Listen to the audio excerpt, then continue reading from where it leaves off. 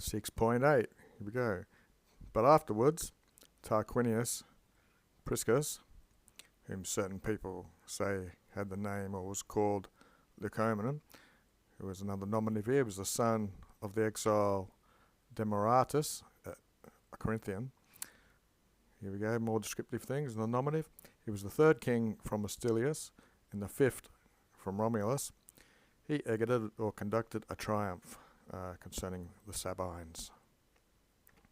Quo bello, in which war, concerning the Sabines, his son, 14 years natum, 14 years of age, that he had hit an enemy, or probably killed an enemy with his hand, and having an assembly, he praised this son, and he donated to him a golden bulla, it's like some sort of object, and the praetexta toga, in signifying that the boy, beyond his age, was brave, with rewards of his virility, manliness, and of honour.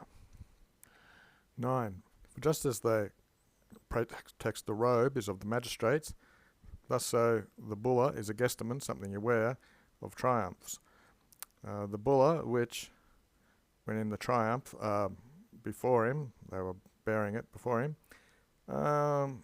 inside were remedies included, which they believed would work against valentissima invidia, very powerful envy, or the evil eye they call it. So magical quality to the bulla.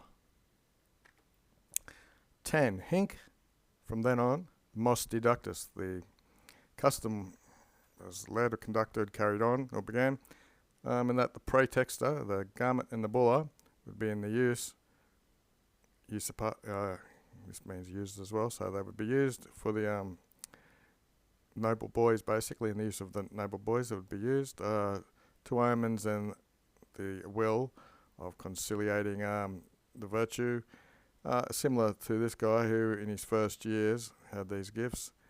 I guess it ceased evil things from happening or whatever. 11. Others think the same Priscus, when he was ordinating the state of civil citizens, he had with a cunningness, a solertia, of a very provident foreseeing leader. Also the cult, that would be clothing of the freeborn boys, would be worn, especially amongst the ones who are very exceptional. And he instituted that the golden bulla of the patricians with the toga, which was praetexted. It means the edge of it was purple, so it's the purple bordered robe that they have. They would use. Dum tax, it's like saltim. It just means at least those, the fathers of whom had gesserant, that held the cural magistrate.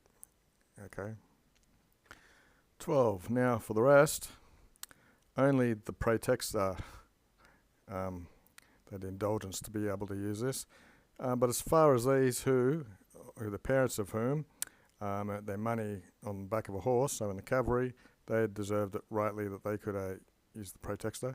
But for the libertines, for the free men, with no right, they were allowed to use the praetexta. And by much less foreigners, with which they had no necessitude. There was no close familyness or something with Romans.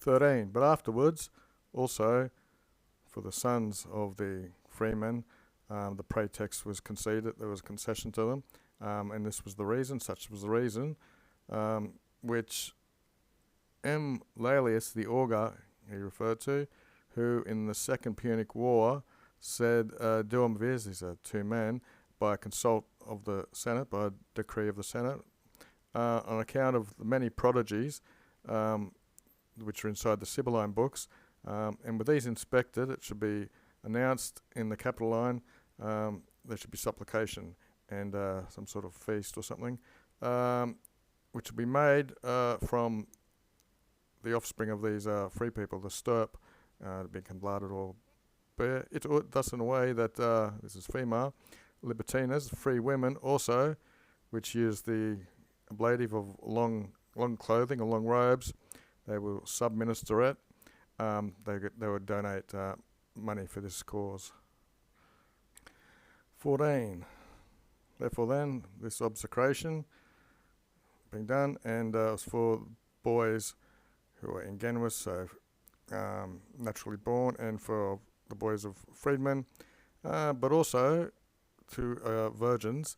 It was pronounced that they would sing this song, but these virgins had to have mothers and fathers, so I guess most people do. But from which concession, how do I get rid of that thing?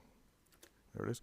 Which concession also the children of the freeborn, who, provided they were born of a mater familias, so they weren't bastards, they actually born from the mother of the family, they toga praetextem, and so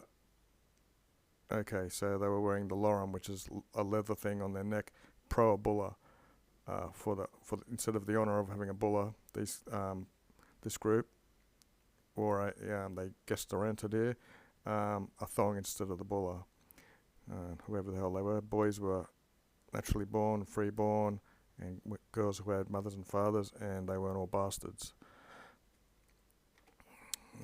Daily Dictionary, here's this Lectisternium, special feast of supplication to the gods. We saw supplication there.